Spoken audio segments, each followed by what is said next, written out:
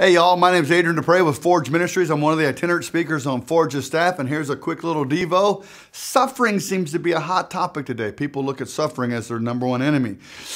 It seems like in the Bible, suffering is one of our biggest allies, and very few people know this. In Philippians 1:29, it's been granted to you on behalf of Christ, not only to believe, which is a huge gift from God, belief is a huge gift from God, but also to suffer for His name.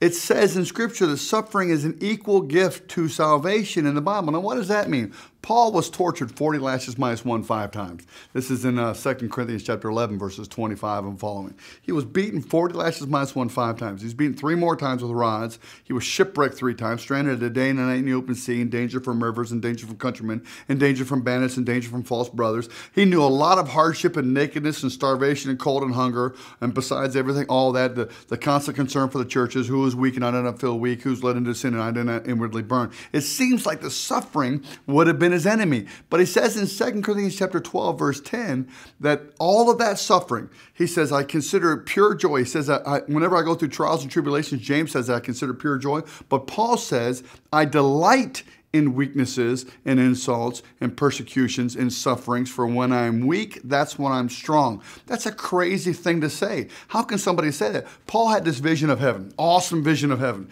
To keep him from becoming conceited and having the big head, God gave him a messenger of Satan to torment him. Paul pleaded 3 times, Lord, take this away from me. It's not bad for us to pray, Lord, take us away from this suffering. That's not a bad thing to pray. Paul pleaded 3 times with God, take this suffering away from me. But God's next line to him says, my grace is sufficient for you, for my power is made perfect in weakness.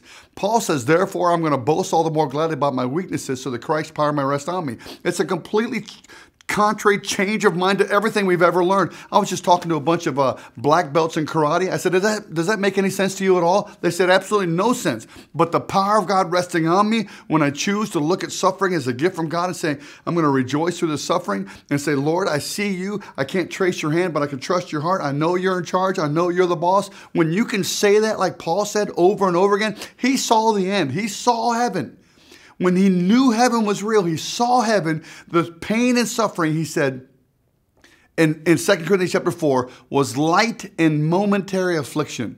All the suffering he went through, 755 stripe marks on his body from being tortured 40 lashes minus 1 5 times.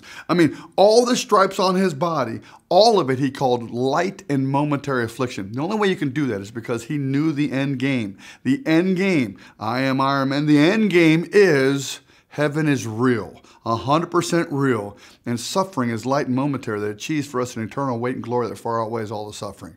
Love you guys. God bless you. See God through your suffering and rejoice in Him. Love you. See you. Bye-bye.